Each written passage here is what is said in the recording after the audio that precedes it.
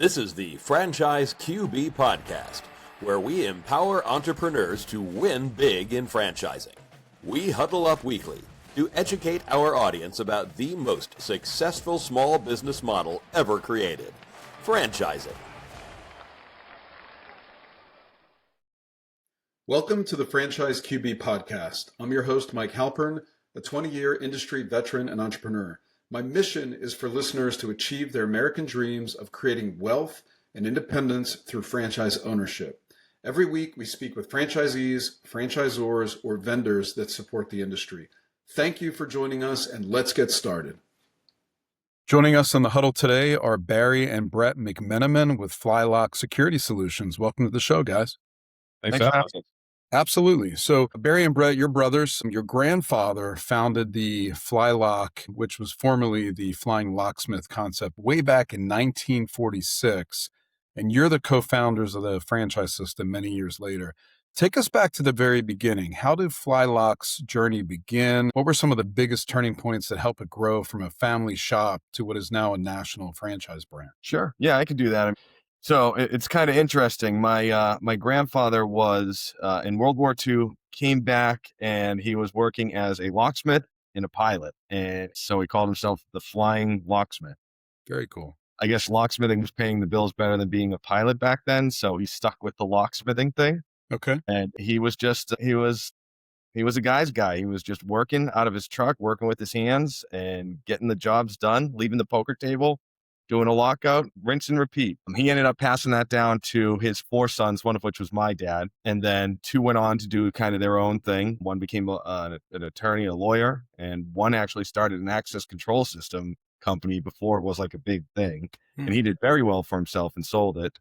And so it was just my uncle and my dad running the locksmith business. I jumped right in out of school, and I actually went and got my bachelor's degree in business, but hopped in a truck and started making service calls myself like grandpa.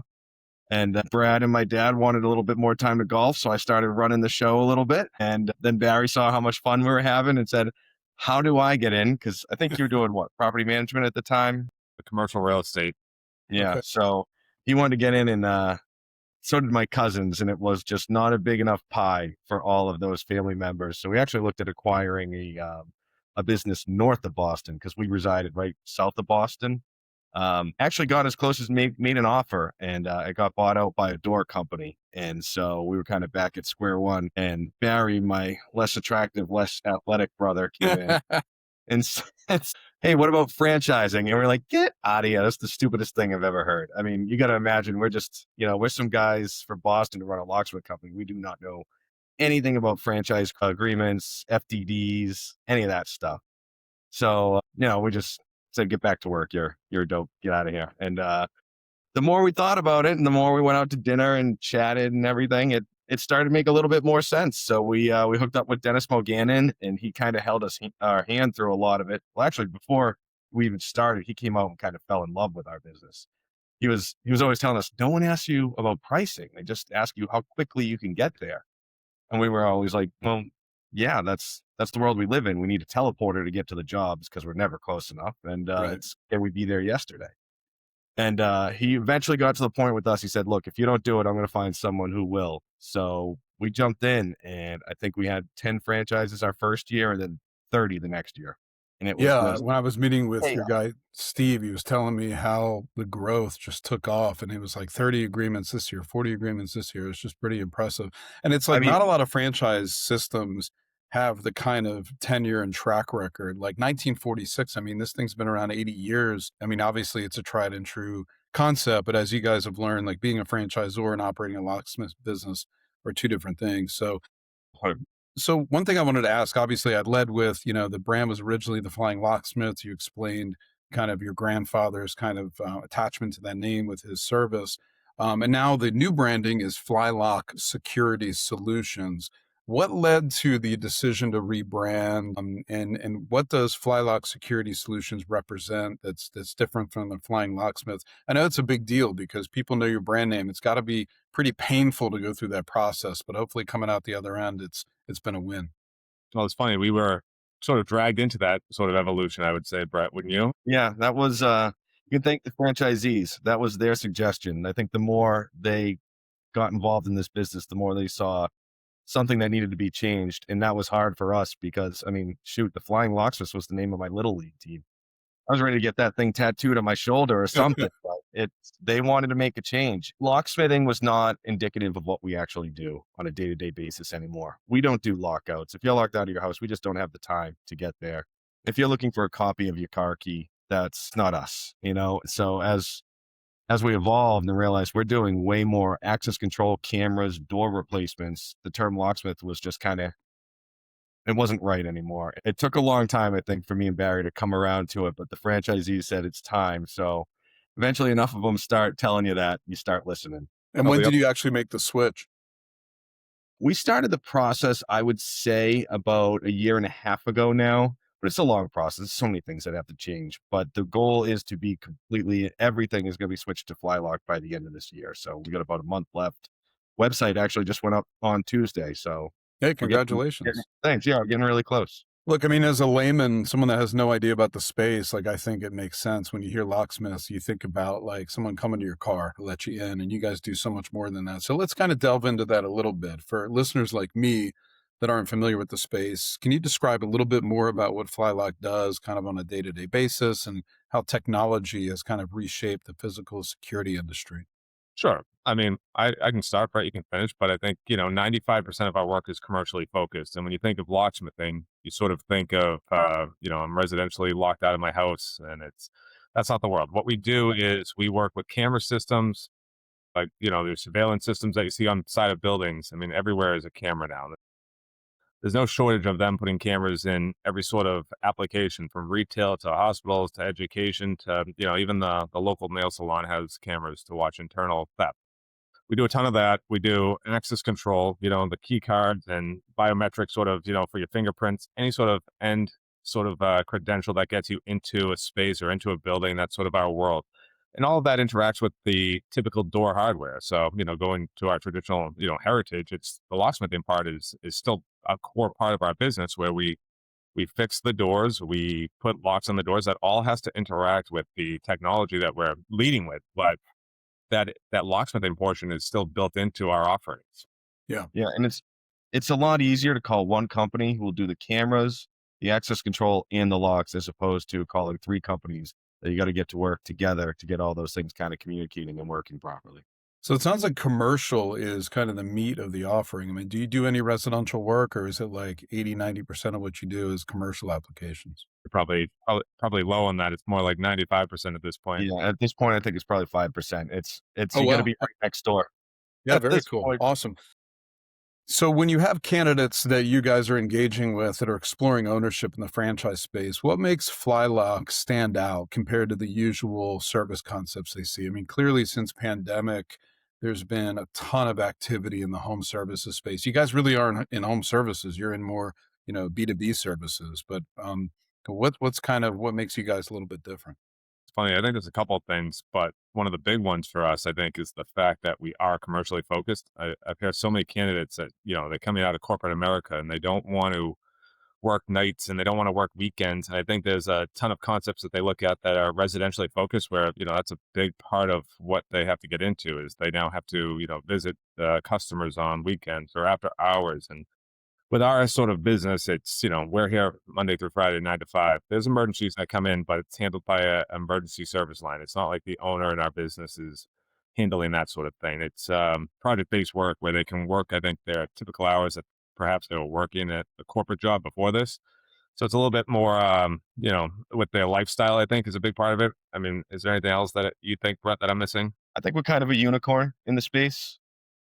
There's no big national competitor of ours. At least I don't know when they are. There's competitors in each market, but I think our footprint and our size, and the ability to scale on projects. I mean, we have so many national customers where they can call us and say, I need a job done here in Boston, and then I also need the same thing done at another site in Phoenix. The same process is followed at both locations, and I think that's huge for a lot of customers. Yeah, and it's awesome that you guys have the scale with your franchise system to be able to do that, because pre-franchising, it's like, well, we don't have anyone in Phoenix that can help you out. But now it's like, yeah, we can just kind of, rinse and repeat, copy and paste, and you can kind of apply the same thing. Plus you have all the pricing worked out, and yeah, that's really cool. So let's talk about like entry into a new market, right? So you guys find a great candidate. They're like, hey, Flylock's my brand. I like B2B. This thing makes a ton of sense. How do you help the new owners hit the ground running? Like, what does training and the early stage support look like? So we have actually, before you come in for training, we have an online university to kind of just get you to know. We're not expecting our owners to become technicians, but just to hear the verbiage and learn some of the lingo. And they can do that at their own speed online. So by the time they come in for training, they're going to spend about a week with us here in Boston. They're actually going to bring their technician with them, and we're going to teach them our systems. The technician will go out with our Boston techs and learn how they do things like the right way, how we interact with customers. And then we bring our whole team in and we do a whole training session on a multitude of different things. And then after training is complete, Steve Quinn, who you've met, will fly out to their site and do 3 days of just basic sales activity.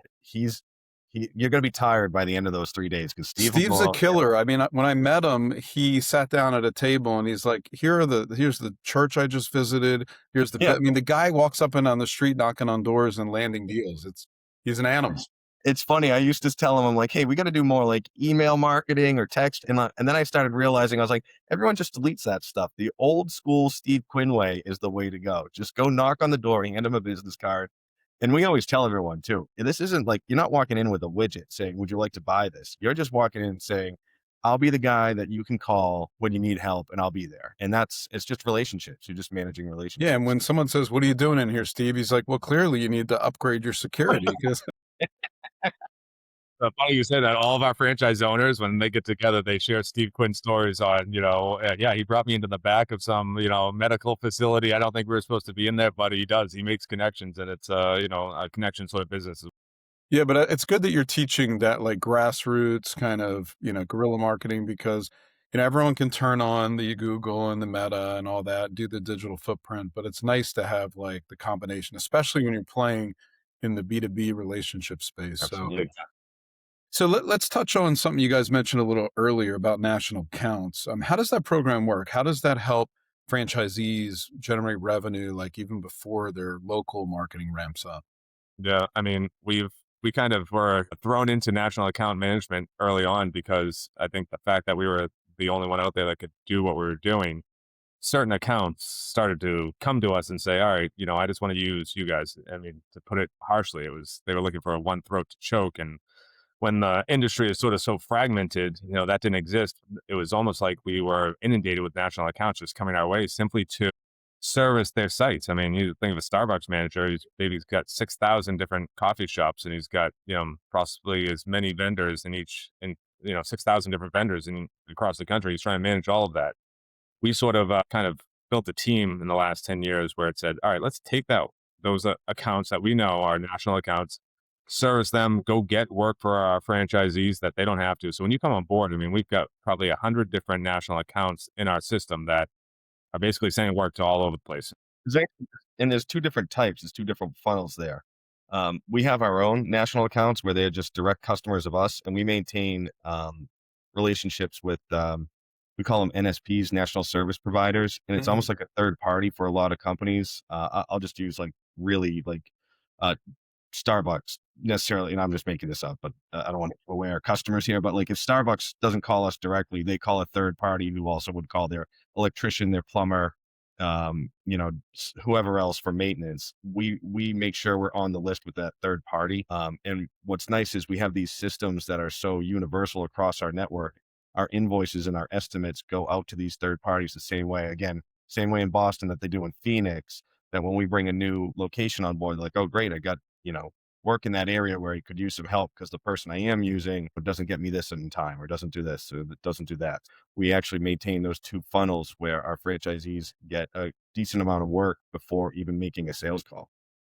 Yeah, it's good to be on those lists. I mean, it's like if you are in restoration and a pipe burst, like the plumber is going to say, hey, I need a restoration company to come out, of the insurance company when the consumer calls. It's good to be on those lists so that like you're top of mind when it comes, and like you said, proximity matters. Like they want you out there immediately to do whatever job they need to do. It's free business. Yep. Cool. That's how we look at it for our franchisees. It'll pay the bills, but go out and get your own too. Yeah. And look, you got to condition your owners to go out there and win their own business, but it's nice when you have this as kind of a supplement, especially get over the fears of ownership. It's like, look, we already have a bunch of accounts that are going to be funneled your way when the time comes. So you guys talked earlier about like what differentiates you as a brand within the service space. When you look specifically at the security and locksmithing space, why should a candidate bet on Flylock? What kind of separates you guys from other brands that are competing in the same space in the franchise world? I think part of it is the fact that security is not going anywhere. If anything, it's, as far as security goes, it's getting more. Everyone wants more secure facilities, and especially when it comes to education and healthcare and that sort of thing. But it's funny. We are still unique as far as what we do. There's access control companies out there. There's locksmiths, but there's no one that really controls the opening as we do. And that's sort of I guess our unicorn ability here is the fact that we sort of keep the account, and we want not just the access control. ADT is a big player out there, and they use us for subcontractor work all the time across most of our markets, where they're probably one of our top 10 national accounts. And they send us work because simply they can't do everything that we do. And that's sort of been our sort of go-to plan, is like, let's control the opening. I like it. Ditto. Yeah, it makes sense. So it's interesting. My next question is to ask about like a success story that you guys have with a franchise owner where maybe you as the franchisor got better and made the system stronger. You've already talked about that in the branding, how like the franchise owners were like, hey, we need a name that's going to better reflect what we currently do. But anything else come to mind in terms of like interacting with owners that have made your company better? Yeah, I mean, the one that comes to mind is the one we were talking about today, Brett. Brookdale Senior Living, big senior living company across multiple states. But very early on, someone had a connection. And this is the great thing about our network is, someone brings an opportunity in. We always look and say, how does that impact the rest of the network? Can our national account team sort of take that and run with it and expand that? But the first one that came in was, this is I read today it was, a couple $1 million project or something at this point. And so it went on for a while, but the first guy that took it on he was only 2 technicians at the time. And that's swapping hundreds of locks on every unit of this facility. You would imagine for someone else, they're going to be there for a year doing all this work. But we actually, I didn't mean to cut you off, Barry. We said, hey, who wants a piece of this? And he was willing to split it up, and we diced it up, and we brought in just a team from different places and got that done in a couple of weeks. And it was like, how cool is that? Because if you're on your own doing this, you don't have those resources. You can't do that. Maybe you could find one buddy who could help you out, but like, it was really neat to see the collaboration between the franchisees to just like scale and get that project done. Yeah, it's awesome because they could be like selfish and try to take it all for themselves, but that's going to eventually hurt the client. It's going to hurt them. And like this way, everybody wins. The job gets done quicker. There's a revenue share. There's kind of like rising tide floats the boats. I mean, that culture isn't like, that's something that's learned because they're like, hey, I met this guy at convention. Like I want other owners to come in and help me out. We're all going to get better. And I think that's a really good, it's like cooperative competition. Totally. Yeah, I mean, that's also one of the best parts about a franchise system is like we all have our territories, so we don't have to compete with each other. It's not even on the big projects. Just we get busy. A job comes in and you can't get there. You don't have to lose the client. You can let your neighbor take it. Yeah. They'll do it. And then next time that person needs something, you can do it. And it's just having those boundaries and having everyone work collaboratively on that is just, for me, 10 years ago, I lose that customer because I didn't get there. That's a really good point.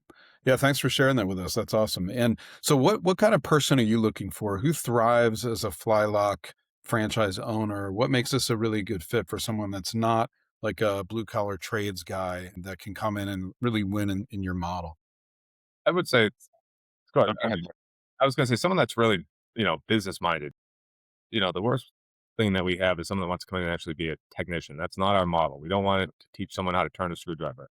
You want to hire those people and you want to grow the business. I mean, sales is always a great skill to have, but not a necessity. But someone that's capable of running a team, someone that can build a team, that's sort of something that I think we sort of always thought was easy. But, you meet enough people and like that's a skill in itself. And if people are capable of doing that, this is definitely a team sort of building business where you got to work with the technicians, you got to work with your, accounting staff, and you got to keep on reinvesting in building that team. And that's sort of I guess the general candidate we're looking for is someone that maybe has that skill already or is at least willing to kind of develop that skill. That's what we see with the most successful owners we have in our system. That's Very pretty cool. much what I was going to say. Yeah. We don't want anyone to get in the truck. That's not what this is. Someone that can lead teams, that's not afraid to go out there and make connections, be the mayor of the town, that type of thing. Exactly. Yeah. So what is the startup cost range in item 7 to get started with a Flylock franchise? So currently it's between $146,000 and $397,000. Okay. Depends on how many trucks, equipment, things like that. Yeah. And normally when a franchise owner launches, do they launch with 1? They launch with 2? Is it really up to them? It's probably half and half. I've had a lot of people start with 2.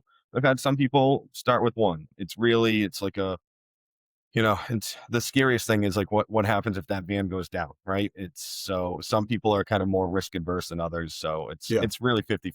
It's nice to have a hedge. So if you have an issue with one truck, you can still do the jobs. I get that. And how about item 19? Do you provide prospective owners with any guidance as to how they can perform? We do actually. We split that up into quartiles. We used to put the original locations numbers in there, but we actually don't do that anymore. So we just put the franchisees numbers in there. It's all in the item 19. Yeah, that's awesome. Yeah, I mean, it's really great that they can kind of look at some historicals, talk to some owners, and kind of see if the economics make sense. Barry, Brett, this has been great. I've learned a whole lot about Flylock. Anything else you want to add to the mix before we wrap up today? I say the biggest thing though is, we're looking for someone that, values this opportunity the way we value it. It's been our grandfather's business, since 1946. We're looking for people that are, part of partners, but also part of our family in a way. It's, we don't have a large group. We have roughly 100 franchisees. We think we'll probably get close to 200 when we sell out the whole country. And we want the next 100 here to be people that we can partner with. We work with everyone pretty much daily, weekly. We know all our franchise owners by name, and you're not just a number in our system. So it's important that, not only that you have this opportunity, but we also like to meet the franchise candidates and make sure you're right for us too. It's definitely a collaborative sort of system. Yeah, it sounds like a really great franchise family. Brett, anything you wanted to add? I was just going to say, one of the important things for us is we still run the original location. We are the franchisor. People still call us corporate. I look over my shoulder and say, who are they talking about? Corporate? That's not me. But we still run the original location. Obviously, I have a general manager in place who runs the day-to-day, but heavily involved. And I think it's important for us to be a good franchisor. We can't just talk the talk. We got to walk the walk. So we're still doing it. So to Barry's point, the next 100 people that come into our franchise system, we're going to be doing it with you.